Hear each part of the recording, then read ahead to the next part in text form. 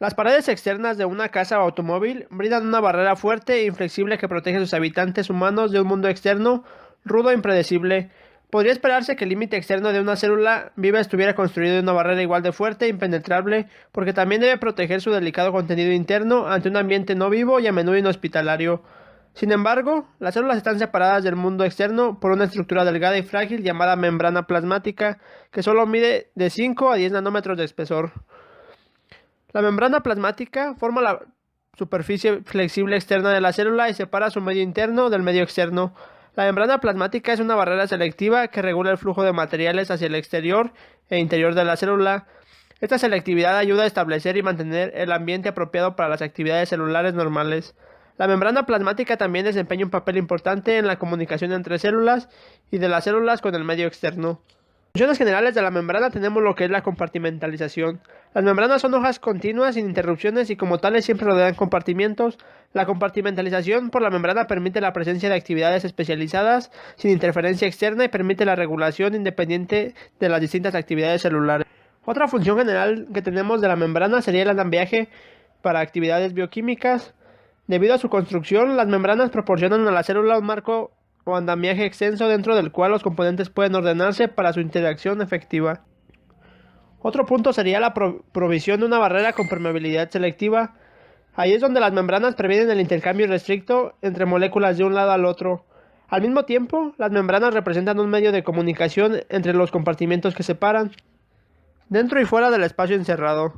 Una de las funciones más notorias también sería el transporte de solutos, que es donde la membrana plasmática transporta sustancias de un lado al otro de la membrana, a menudo de una región en la que el soluto se encuentra en bajas concentraciones hacia una en la que la concentración de ese soluto es mucho más alta. Otra función sería la respuesta a señales externas, que es donde la membrana plasmática tiene una función crucial en la respuesta de una célula a los estímulos externos en un proceso conocido como transducción de señal.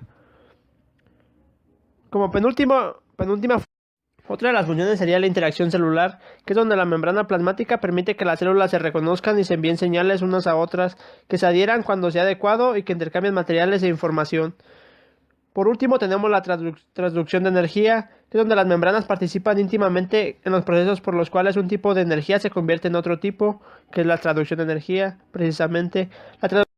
Según el tipo celular y el organelo particular de la célula, una membrana puede contener cientos de proteínas diferentes. Las proteínas de membrana pueden agruparse en tres clases distintas caracterizadas por la intimidad de su relación con la bicapa lipídica.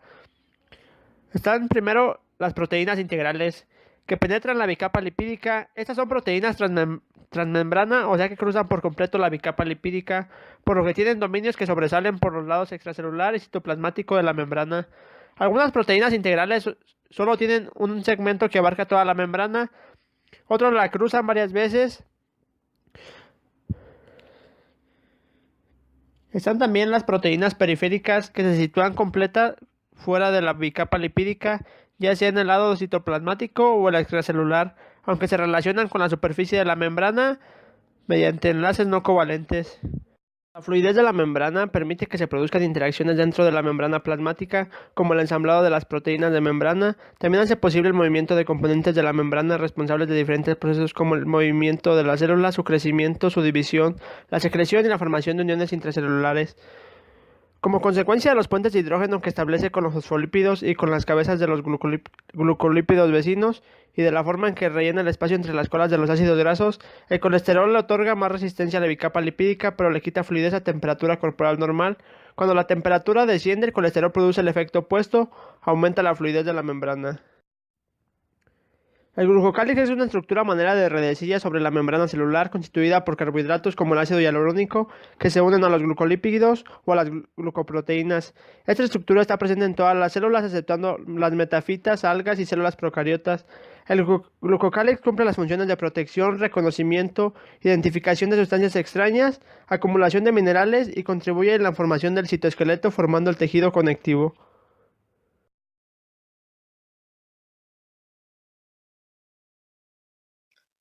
El transporte de sustancias a través de la membrana plasmática es vital para la vida de la célula. Ciertas sustancias deben ingresar en la célula para mantener las reacciones metabólicas. La membrana plasmática tiene una función doble. Por un lado, debe conservar los materiales disueltos de la célula para que no se escapen al ambiente, mientras que al mismo tiempo debe permitir el intercambio necesario de materiales hacia adentro y fuera de la célula. Hay dos formas básicas de movimiento de sustancias a través de la membrana: pasiva por difusión o activa por un proceso de transporte acoplado con energía. En los procesos pasivos, una sustancia se mueve a favor de su gradiente de concentración o su gradiente electrónico y atraviesa la membrana a expensas de su propia energía cinética. Quiere decir que no hay gasto de energía. La difusión es un proceso espontáneo en el que una sustancia se desplaza de una región de alta concentración a otra de baja concentración, lo que al final elimina la diferencia de concentración entre las dos regiones. Quiere decir que si la concentración de un soluto específico es muy alta en un sector de una solución y muy baja en otra, las moléculas de soluto difundirán hacia el área con menor concentración. Este proceso se puede dar con difusión simple, difusión facilitada y ósmosis. La difusión simple es un proceso pasivo que consiste en el movimiento libre de las sustancias a través de la bicapa lipídica, sin ayuda de proteínas transportadoras de membrana. Las moléculas pequeñas polares sin carga eléctrica, como el agua, la urea y los alcoholes pequeños, también difunden a través de la bicapa lipídica por difusión simple. Un gran factor es su tamaño. La molécula más pequeña tiende a penetrar la bicapa lipídica de una membrana con mayor rapidez que una más grande. En la difusión facilitada, las sustancias siempre se difunden a través de una membrana de una región de mayor concentración de un lado a otra con menor concentración al otro lado, pero no siempre se difunden a través de la bicapa lipídica. En muchos casos, la sustancia se une primero en forma selectiva con una proteína que abarca toda la membrana llamada transportador facilitador, que facilita el proceso de difusión. La difusión facilitada es muy importante para mediar la entrada y salida de solutos polares, como azúcares y aminoácidos que no penetran la bicapa lipídica. La ósmosis es un tipo de difusión que se caracteriza por el movimiento neto de un solvente a través de una membrana semipermeable. Una membrana semipermeable es aquella que permite el paso a moléculas pequeñas como el agua, aminoácidos, carbono, entre otras, pero también impide el paso a moléculas de mayor magnitud. Cuando dos compartimientos con distinta concentración de soluto se separan por una membrana semipermeable, se dice que el comportamiento con la mayor concentración de soluto es hipertónico, en relación con el compartimiento con menor concentración de soluto, el cual se describe como hipotónico. Cuando una célula se coloca en una solución hipotónica, la célula gana agua con rapidez por osmosis y se hincha. Por lo contrario, una célula situada en una solución hipertónica pierde agua rápidamente por osmosis y se encoge. Dichos fenómenos son temporales. En unos cuantos minutos, la célula se recupera y regresa a su volumen original.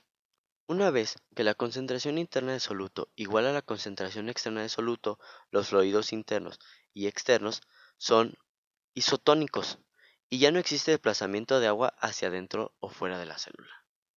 Transporte activo. Algunos solutos polares son capaces de cruzar la membrana mediante un proceso llamado transporte activo. Entre los solutos se pueden mencionar varios iones, como sodio, potasio, hidrógeno, calcio, iones yoduro y cloro, algunos aminoácidos y monosacáridos. Existen dos tipos de transporte activo primario y transporte activo secundario. En el transporte activo primario, la energía que se deriva de la hidrólisis del ATP modifica la forma de una proteína transportadora, lo que permite bombear una sustancia a través de la membrana plasmática en contra de su gradiente de concentración. Por esta razón, las proteínas transportadoras que llevan a cabo el transporte activo primario a menudo suelen denominarse bombas. El mecanismo más importante de transporte activo primario es el que permite la salida de iones sodio y el ingreso de iones potasio. Como transporta iones específicos, este transportador se denomina bomba de sodio-potasio, ya que una parte de esta bomba actúa como ATPasa, una enzima que hidroliza el ATP. Por cada ATP que se hidroliza, se bombean 3 iones de sodio fuera y 2 iones de potasio hacia el interior. Todas las células tienen miles de bombas de sodio-potasio en sus membranas plasmáticas. Estas bombas mantienen una transporte activo secundario. La energía acumulada en los gradientes de concentración del sodio o el hidrógeno se utiliza para transportar otras sustancias a través de la membrana en contra de su gradiente de concentración. En este caso se utiliza en forma indirecta la energía obtenida en la hidrólisis del ATP. Si los transportadores movilizan dos sustancias en la misma dirección, se denominan cotransportadores, mientras que los contratransportadores mueven dos sustancias en direcciones. Transporte de vesículas. Una vesícula es un saco esférico pequeño que ingresa materiales desde el líquido extracelular o los libera por medio de la endocitosis o exocitosis, que requieren de energía ATP. Por ello, es un proceso activo. Existen 3 tipos de endocitosis. 1. Mediada por receptores. 2. Fagocitosis. Y 3. Pinocitosis. La endocitosis mediada por receptores es un tipo de endocitosis muy selectivo. Los complejos ligando-receptor inducen la invaginación de las fositas cubiertas por caltrina y forman una vesícula que contiene a los ligando como la transferrina, lipoproteínas de baja densidad, algunas vitaminas, ciertas hormonas y fagocitosis. Es una forma de endocitosis en donde la célula rodea con la ayuda de pseudópodos partículas sólidas grandes, como por ejemplo células muertas, bacterias o virus, para formar un fagosoma que ingresa en el citoplasma. Solo algunas células en el organismo son capaces de llevar a cabo la fagocitosis, los fagocitos. Existen 2 tipos básicos, macrófagos. Pinocitosis. La célula incorpora diminutas gotitas de líquido extracelular hacia el interior de la célula a través de la invaginación de la membrana plasmática para formar una vesícula. En este proceso no participan proteínas receptoras. La pinocitosis se produce en la mayoría de las células, en especial en las células del intestino y los exocitosis. A diferencia de la endocitosis, la exocitosis libera material fuera de ella. Durante este proceso se forman vesículas rodeadas por la membrana, denominadas vesículas secretoras. Luego se fusionan con la membrana plasmática y liberan su contenido hacia el líquido extracelular, como por ejemplo hormonas, enzimas digestivas y neurotransmisores. Transitosis. Es el movimiento de una sustancia a través de la célula que consiste en su endocitosis en uno de los polos celulares y exocitosis en el polo opuesto.